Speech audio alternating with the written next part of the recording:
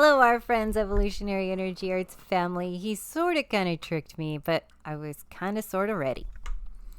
Hello there, guys. So we're going to cover different beings that we'll encounter in different densities. And boy, we could go on with a whole series. Probably we should. Yeah. Because, again, we are on this cycle. And you could think of it as Ouroboros, the snake that's eating its tail. And you could also see it as a DNA spiral. We could see it that we come back to certain places. There's certain energies in play, but each time we do that, it's unique. It's a totally unique set of energies. And so what I wanted to do before we get started is thank our Patreons for your support over on Patreon. Also on Ko-Fi, where you could do a one-time donation to support the channel, or monthly as well. And then also Medicinal Foods, where you can find some help for detoxing, boosting the immune system, and some just plain old yummy stuff. When you use coupon code EEA, it does support the channel. It gets you a discount as well. When we look to the ancient past, again, as we go through these cycles, we can get an idea of the future. As we keep returning time and time again, not necessarily every single soul per se, as there's always opportunities for souls to kind of hit an evolutionary point where they're, okay, I got this, and I'm not going to come back now. Right. And when I do past life readings on people, what I see is basically the theme for their soul during this time. So what is it have they been working on? What information do they continually come back for? So, in that sense, a lot of people have something that they want to learn, something they want to master. Until then, they just keep coming back and learning more. So the Mahabharata is India's greatest epic, and the Ramayana is another one as well that tells some amazing tales. And again, when we've talked to the guides, when we talk about these things, and this might be sacrilegious to certain people of the Hindu faith that are devout, just like when you say to people of the biblical faith that, there's stories, parables, stories, not necessarily exactly what happened word for word, but it's up to the individual to glean, the deeper insights into it. It's the same thing with the Mahabharata. And so again, this is known as the greatest of the great ancient epics from India. And Maha means great, and Bharata is another term for India. So it talks all about the Kurukshetra war, which is an amazing war between two different groups that are actually related, the Kaurava and the Pandavas. And it's kind of going to control, to some degree, moving forward. What we see is that this conflict is one in which it causes the main character to have, well, that's Rama and Sita having a little bit of a conflict in there. Actually, they're just playing. To have a crisis where he doesn't know what to do. And I think many of us in these days, we're not sure what we should do either. How do we rise up above what is becoming the ashes of the old world as we see, conflict rolling out in the Ukraine and Russia? Well, in this epic, it describes battles that are absolutely mind-blowing. And there is a weapon called the Brahmastra, which many, many scholars have equated to be very similar to what we would call nuclear weapons. And in this battle, according to different translations, and in one it speaks of like 1.7 billion people dying in this war, and hundreds of millions dying in just a single battle. And again, we've brought this up in past videos, just questioning the numbers. And it's interesting too, because you could go out throughout different periods of time, and there were certain battles that Julius Caesar had, in which he's quoting numbers of men fighting in these battles that many modern scholars say we can't take that seriously. There could not have been that many people in these battles, or could there have been? How often do we reach 7-8 billion people on the planet? According to modern thinking, it's never happened before. Well, maybe we've had 20 billion people on the planet. Maybe we've had 50 billion people on the planet. We don't really know because history is constantly being revised and rewritten. And again, it's written by the victors. But who really are the victors? Because when the sides get done with their battle and war, who really is a winner, quote unquote? One thing, when we look at ancient history and we see these same areas getting, going through one traumatic war after another, how long does it last? It doesn't last long. Usually a generation might pass, maybe not, maybe just a couple of years. And there's all of a sudden a new conflict coming out. It's interesting because when we go in and we look at this particular weapon, there are many other weapons that are created by beings that are in the broad category of gods. And really, we have to realize when we're talking about these beings, they're not the source of everything. They're not even just the creator of this particular universe. These are just beings that have more technology than us, and they know how to use it. It talks about many other types of weapons. Now, the Brahmastra, that's that big one that can wipe out and incinerate, millions of people in one shot, was used multiple times in Puranas. Now, the Puranas are a series of other Hindu holy books that actually can be very fun and enjoyable to read because they're more in story form. And it talks about its use in multiple times and other weapons that really, when you look closely, these weapons sound like DARPA was developing them. We're talking about sonic weaponry. We're talking about energy waves. We're talking about things that sound like microwave weaponry. All this stuff that we're talking about being developed now. Right. When it comes to frequency weaponry, things of that nature, sound.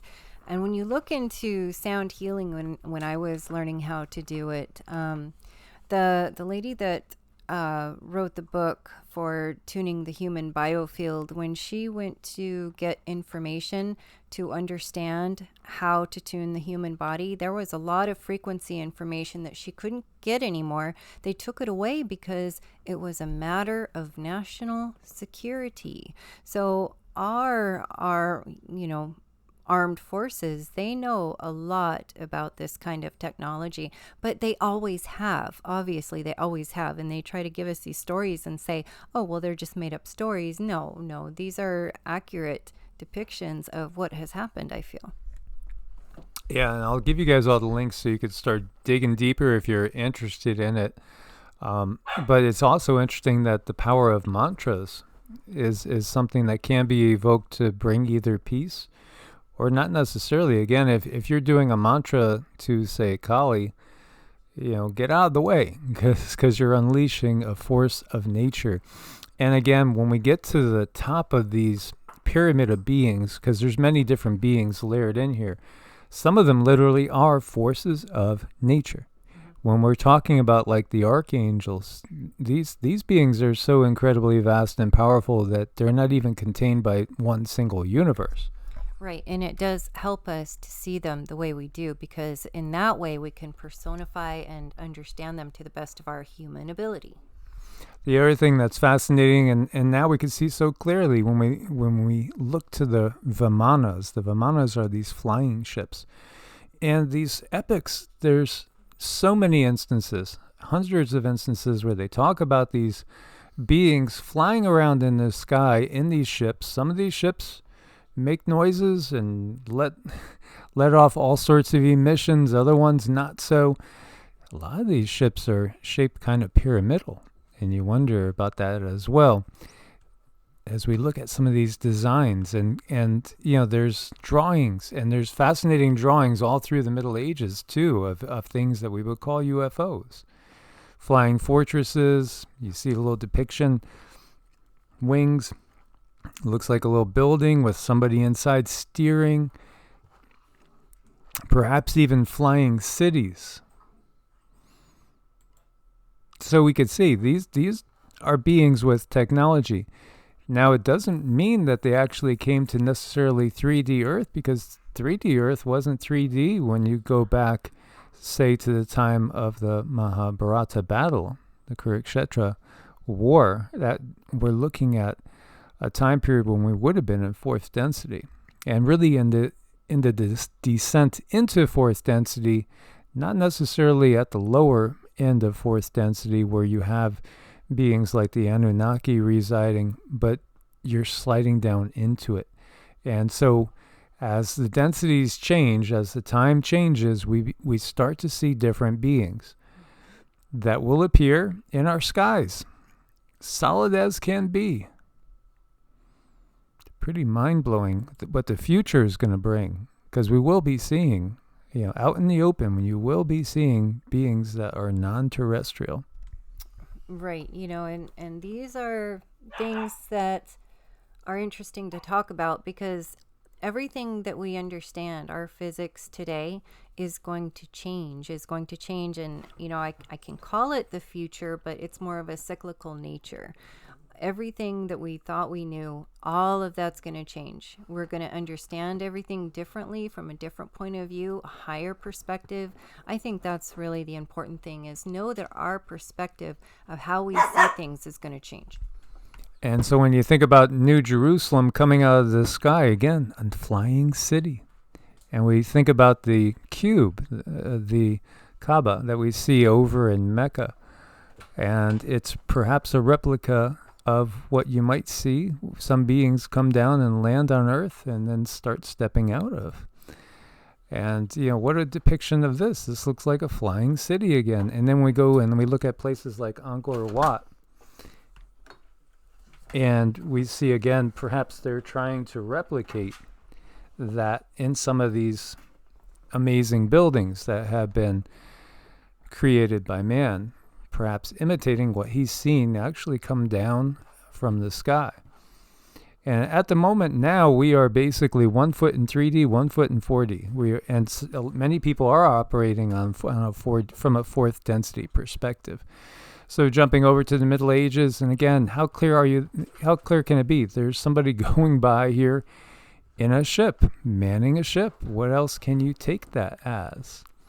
And when people will call things angels, an angel is more of a position when you think about it.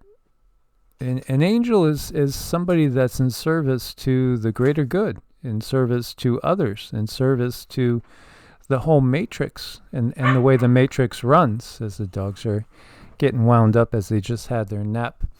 Again, look at this medieval carving. What are they trying to depict? Mm-hmm. Mm-hmm. And look at the guys. Look at his face. He's looking up in the sky, and he's got oh my God, I better pray. Because, there's something up there. Is it the return of the gods?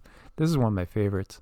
You see a UFO shooting a beam of light down right through the crown chakra. And then this is supposed to be the Archangel Gabriel talking to a priest there.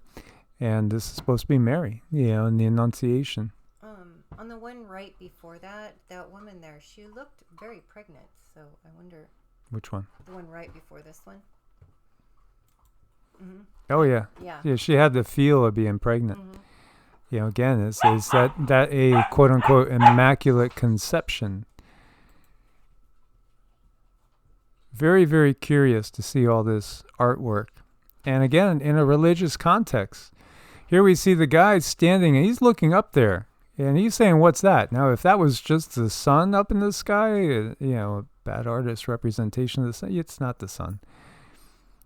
Again, they're denoting that they're used to seeing unusual vehicles up in the air. And in this one, you actually see a being representing the devil coming to a pope or a cardinal and showing him perhaps the book of life. As you see another depiction over here of a UFO, classic saucer shape. And again, is this supposed to be representing Mary and Joseph, I believe? Or was this the baptism? I forget which one this one was. But interesting depictions, to say the least. And this one over here from China, kind of a classic saucer shape. You can't make this up, but it's because people saw these things. They actually saw these things, and this is a blow up of one of the UFOs. And they tried to catch it and represent it. Another classic saucer shape. And many of these are from 1200 AD. I mean, they're like 800, 900 years old. Many of these paintings. Adoration of the extraterrestrials. Heavenly vortex and holy dove are standard devices found in Annunciation scenes. And then we start thinking about the Greek gods up on Olympus, looking down at everything. Was Olympus maybe a big ship up there, a mothership anchored? And just, they're watching on down. The Greek gods like Zeus.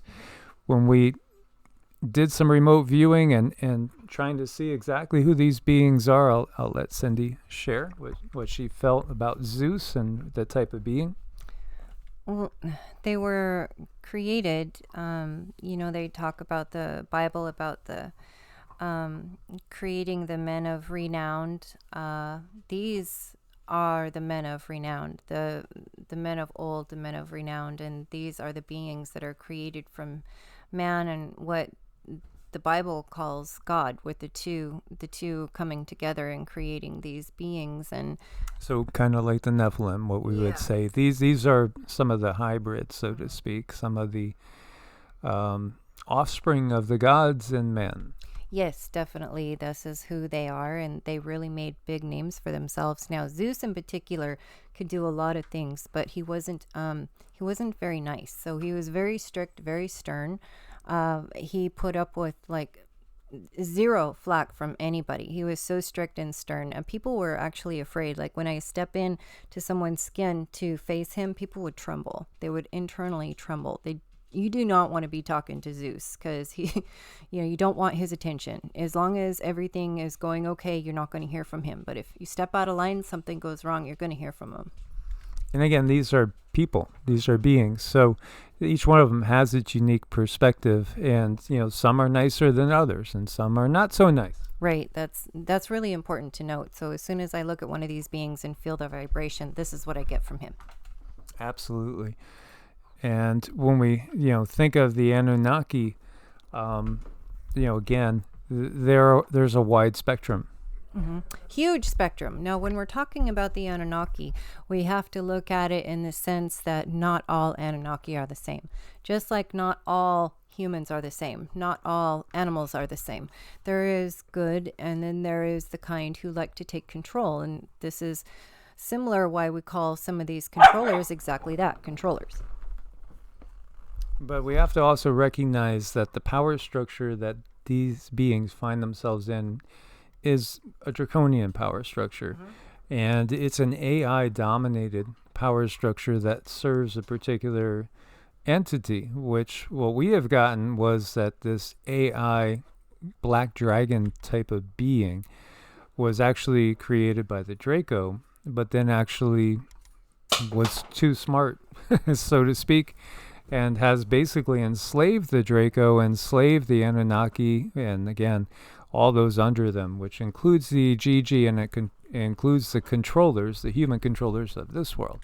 Yeah, I mean, that's really difficult to articulate, this entity that is taking slow, I want to call it absorbing control, because as it absorbs information, that becomes a sense of control. It then knows how to control all creatures, all types, and this is the energy we want to separate ourselves from. Yeah, so that would be the true draconian, or you want to call it satanic energy. Interesting too that the benevolent beings are called Devas in the Hindu world, and then you add an L to it and it becomes something negative from the Abrahamic tradition, right? And devil, so to speak. But everything is twisted, and again, history is written by the victors. As we see these depictions of what the Anunnaki would look like, a depiction there in a stone relief on the left, and then, this has been talked about, the one on the right, as being perhaps a fake or perhaps real of a body of one of these beings, as we've heard all sorts of legends. Now, when we talk about the Aesir, the gods of Asgard, again, Odin and Vili and Tyr and others, Thor included. Again, they're all individuals. They all have their tendencies. And these are, again, fourth density beings. So these are not beings that are up on 5th, 6th, 7th density. These are 4th density beings. As we know, very, very warlike, and perform sacrifices and all sorts of bloody battle, all sorts of, sensual goals, basically is what they would view the pleasures of life. It was hitting me too that, when we look at, if you look to Islam and, if a martyr dies and then they end up in a paradise where everything is, wonderful, so to speak. It feels to me like the same program that's been done forever when they talk about going to Valhalla and again, feasting and, with Odin. Feasting, drinking, partying, frolicking. It has the same ring, and to me it feels completely, again, draconian. It is. The difference is with these beings and the benevolent beings. These beings very deliberately, they stay here by choice because they feed off of the power. They feed off of the knowledge that they have. But, it's not the best kind of power. But they do. They enjoy that power. They enjoy being able to suck energy from other entities, and they simply don't want to go. And until they can release this type of feeling that they have, this energy, this is where they stay by choice. Yeah, and when you look at, say, Thor, who was a defender of humanity at times, and, each one of them is a distinct person with their own particular likes and dislikes. Right, and they have their own reasons for why they want to stay in the 4th density. Not all of them is because of a thirst for power. It's different. Yeah. So, like, when you scanned Thor, remember when we were doing that, you found he was still in 4th density, but he was more towards the upper 4th density. He was. He's a being. He's more of a protector. He's a shower of knowledge. He's a teacher. You could say he's in the upper 4th because he's willing to let go of some of this forcefulness to allow other people to move up in density for themselves.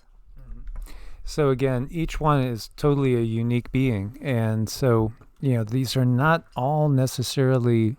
we just can't put them all on the same plane of existence, which many other channels that we've seen, well, they'll just call them all Anunnaki gods, but they're not. When you look to Thoth, now, Thoth is wisdom in so many ways.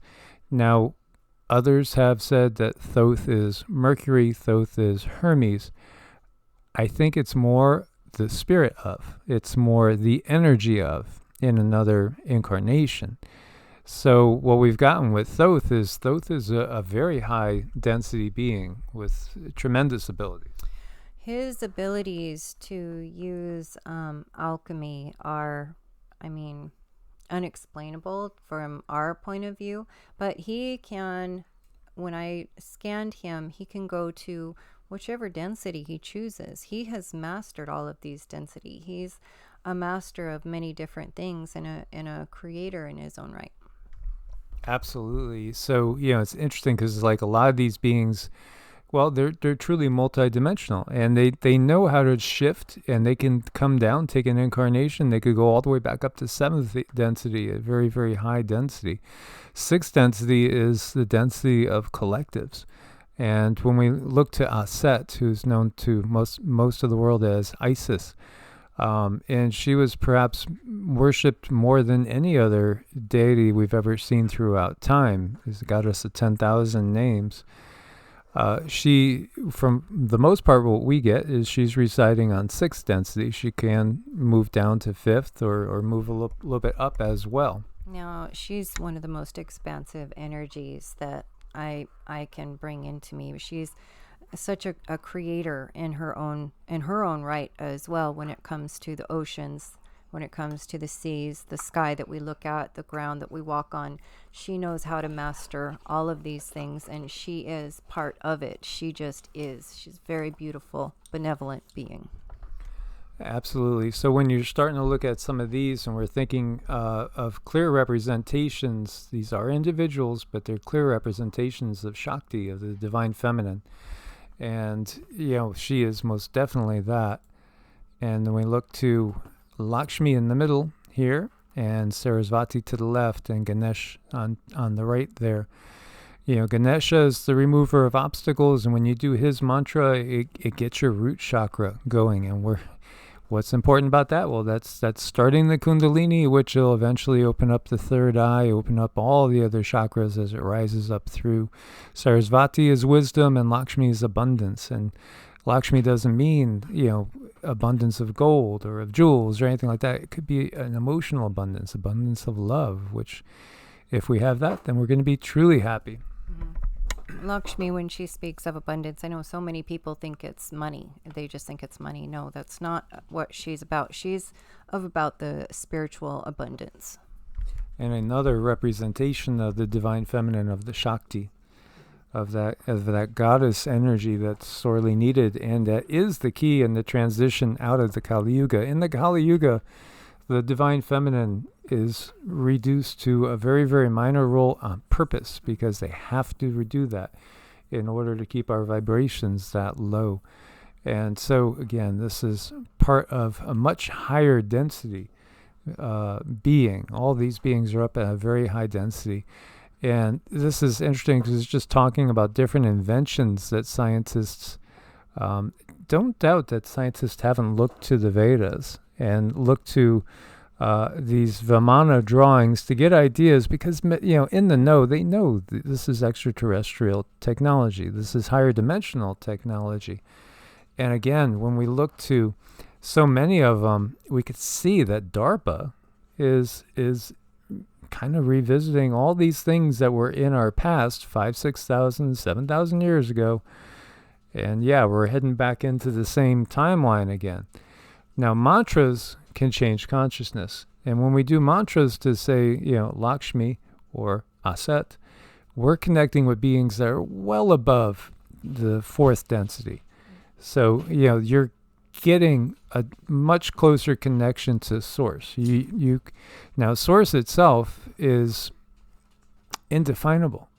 And we're going to go a lot more into the Shiva, Shakti, divine masculine, divine feminine in a new video in another day or so, and get much more into how things manifest, because ultimately, as we were saying, Shiva means literally that which is not. In other words, it's pure consciousness before any sort of manifestation, where Shakti is the power that allows things to manifest. So ultimately, the divine feminine is that which gives birth to the manifest universe. Yes, I mean, this is something we can take in baby steps, though. It's a lot to take in. It is, but it does explain exactly how not just this universe works, but the multiverse and beyond that. So here we see investigator thinks 2022 is going to be a seismic year for UFOs. And I left it up from here. It originally was taken from Sputnik, but I was trying to get on Sputnik and RT, and I don't think we could do that anymore with the situation that we have going on in this world. So it's only a matter of time. And again, what we've gotten from the guides is before 2030, we feel, they will literally show you extraterrestrials out in the open and let you know. And they'll even show you, hey, this is what a Pleiadian looks like. This is what a Sirian looks like. This is what a Draco, maybe, if you could handle that, looks like. Disclosure's coming. And it's been there the whole time. Right in front of our face. Well, they also want to be able to control disclosure too. I mean, the control of information is what really, truly gives them their power, and that's why they want to absorb as much of our information as we are, maybe not understanding how willingly we hand over our information, but we do. We need to learn how to stop giving them our information, because that's their power. Absolutely. And, so they might reel it out and they might show you an Anunnaki and say, these are our creators. Mm-hmm. So you better obey them. Yeah. And they're the creator of Homo sapiens as far as the body, not the real us, not the eternal soul. That's something that is straight from source, and it is a part of source. So in some ways, it's not even that source created that, because it's a source spark that lies within all of us. So, again, they have another agenda they're going to roll out as they know that people are catching on. Again, give them more truth, and then lead them down a dead end that we can control. That's it, ultimately. Yes, it is. But you know better. Yep. As always, guys, God bless and namaste. Namaste.